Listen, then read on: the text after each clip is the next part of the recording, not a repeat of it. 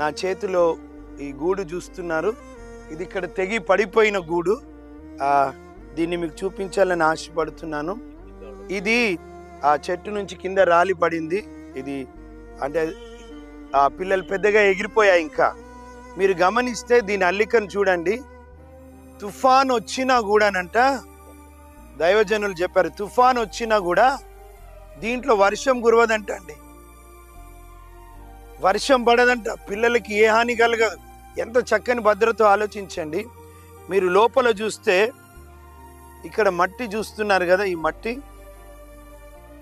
ఆ పిల్లలకి వెలుగుండడానికంట ఈ పిచ్చుక, ఈ పక్షి వెలుగిచ్చే పురుగులు ఉంటాయి కదండి, మెరుగుడు పురుగులు మనం అప్పుడప్పుడు ఊర్లలో మెరుసుకుంటూ పోతాయి.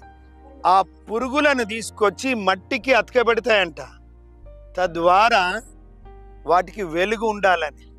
అంతేకాదు కింద మీకు ఇక్కడ కార్నర్గా ఇట్లా ఉంది, గుడ్లు ఇక్కడ పెడతాయంట. ఆ పాము ఇక్కడ నుండి ఏదైనా శత్రువు రావడానికి ఇట్ విల్ టేక్ టైం, అది ఈజీగా రాలేదు.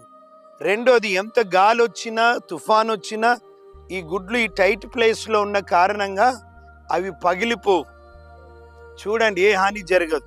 చూసారా ప్రియులారా, ఒక పక్షికి ఇంత జ్ఞానం ఉంటే ప్రభు మనల్ని ప్రేమించి రక్షించాడు కదా, మన పిల్లల గురించి ఎంత ప్రయాసపడాలో, ఎంత భద్రత తీసుకోవాలో, ఎంత క్షేమంగా వారు ఉండాలి.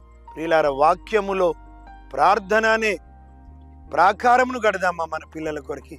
వాక్యం అనే బండ మీద వారి జీవితాలు కట్టబడ్డానికి దయచేసి ప్రభు నామం నీ మాట చెప్పి ముగిస్తున్నాను.